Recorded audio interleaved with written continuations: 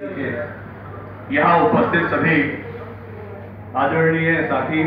जो बैठे हैं, हमारे वरिष्ठ पत्रकार भाई उमाकांत लखेड़ा जी, राजेश्वर पैनीली जी, जो हमारे बहुत ही वरिष्ठ साथी हैं, जो इस संघर्ष में सबसे आगे रहे, जिन्होंने इस संघर्ष को अपने असली मुकाम तक पहुंचाया है। हमारे साथी मलिक साहब, हमारे पुराने दोस्त, और बहुत सारे हमारे दोस्त बैठे हैं।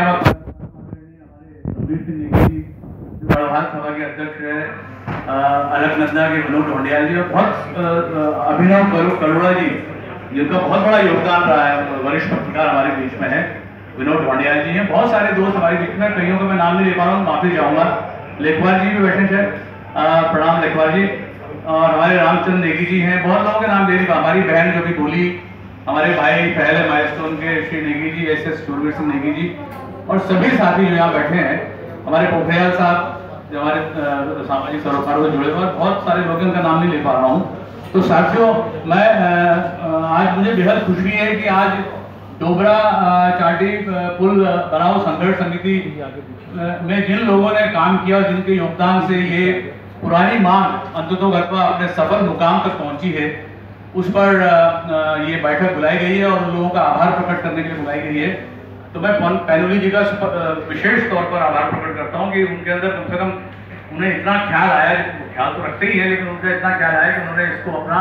धर्म समझा, राजनीति का, सामाजिक जीवन का एक धर्म समझा। मैं अपने साथियों को संघर्ष में मेरे साथ रहे, उनको मैं आज इस सभा के माध्यम से उनका आभार प्रकट कर सकूं। मैं भी इस आंदोलन में दिल्ली में रह करके बहुत सूक्ष्म तरीके से जुड़ा हूं, लेकिन उन्होंने मुझे मौका दिया बोलने का, मैं इसके लिए भी उनका आभार प्रकट करता हूं। साथियों, आप जानते हैं कि डोबरा चाटी जो पुल था, उसकी कितनी जबरदस्त आवश्यकता पहाड़ के लोगों को थी, और खासतौर से टिहरी के लोगों को, तो जिनको सैकड़ों किलोमीटर का रास्ता तय करके अपने अपने डेस्टिनेशन तक पहुंचना पड़ता है। लेकिन अंततोगत्वा ये मांग 15 वर्षों के बाद पूरी हुई, जिसमें संघर्षों का लगातार दौर चला। भले ही इस मांग की पूर्ति या मांग की शुरुआत तिवारी जी के शासनकाल में हुई, लेकिन इस बात को कहने में मुझे कोई दूर से नहीं है, कोई परेशानी नहीं है कि उसी समय इसमें भ्रष्टाचार भी पनपा। और जैसा कि हमारी पहली प्रेस कॉन्फ्रेंस में दिल्ली में हमारे भाई श्री राजेश्वर पैनीली जी ने पत्रकारों के संज्ञान में आपको लाया कि इस पर 125 करोड़ उस समय दिए गए इस पुल के निर्माण के लिए, लेकिन 4 खंबे वहां पर खड़े रहे जो वर्षों तक खड़े रहे, और आज तक इस बात का कोई क्लैरिफिकेशन, कोई स्पष्टीकरण नहीं हो पाया कि अंततोगत्वा वो 125 करोड़ रुपए, उसका हिसाब किताब, जो टैक्स पेयर मनी सरकार का था, जो जनता का था, उसका हिसाब किताब क्या है, वो अंततोगत्वा पैसे कहाँ गए, वो पुल समय पर क्यों नहीं बना, और कम से कम बना ही नहीं बल्कि उसमें रत्ती भर भी काम नहीं हुआ। लेकिन आज इस बात का हमें संतोष है कि इतने संघर्षों के बाद, इतना उठापटक के बाद, इतने चुनौतीपूर्ण दौर के बाद अंततोगत्वा इस मांग को पूरा किया गया, और आज टिहरी की जनता को बहुत बेहतरीन सुविधा मिली है, जो घंटों रास्तों अपने डेस्टिनेशन को कवर करने का समय लगा, आज वो कुछ ही घंटों, कुछ ही समय में पूरा हो जाता है। तो मैं इस सभा के माध्यम से राजेश्वर पैनीली जी का आभार प्रकट करूंगा, और मैं उम्मीद करता हूं कि समाज में इस तरीके के लोग हों जो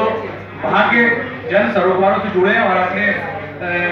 धरती के प्रति, अपने जन स्थान के प्रति अपने कर्तव्यों को पूरा करें। डोबरा चाटी पुल एक ऐसी मिसाल है, एक ऐसा उदाहरण है जो हमें पहाड़ की तमाम समस्याओं की तरफ ले जाता है। पहाड़ में क्या बोलते हैं, लेन पर काम हो रहा, बहुत बड़े पैमाने पर ऑल वेदर रोड्स पे काम हो रहा है, जो लगभग 13-14 हज़ार करोड़ का प्रोजेक्ट है, जिसका डिले होने की वजह से इसका बजट भी काफी एनहेंस हो चुका है। आप देख रहे हैं किस तरीके से विकास के नाम पर,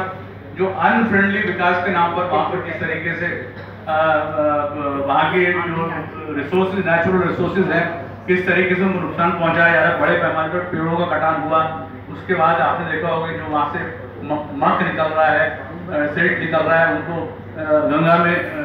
गिला जा रहा है, सरेआम धज्जियां उड़ाई जा रही है वगैरह वगैरह। तो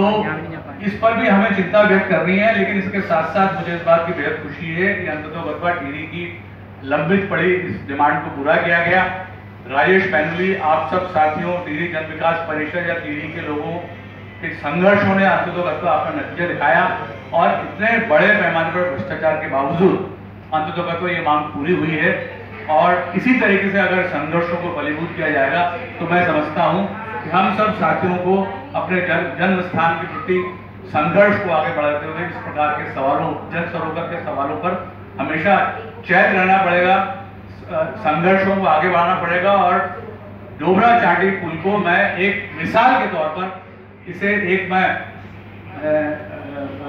एक सिंबॉलिक संघर्ष की संज्ञा दे करके अपनी बात खत्म करता हूँ। इस उम्मीद और विश्वास के साथ उत्तराखंड के अन्य सवालों पर आप संघर्ष आने वाले समय में करते रहेंगे, ताकि आपकी जितनी भी समस्याएं हैं वहाँ आज सर उठाकर बैठी हुई है, उन समस्याओं के समाधान के लिए, सरकारों पर दबाव बनाने के लिए आपका संघर्ष निरंतर जारी रहे और राजेश्वर पैनुली जैसे और भी साथी इस समाज में पैदा होकर के संघर्ष को अलग को आगे बढ़ाते रहे। जय हिंद, जय भारत, जय उत्तराखंड।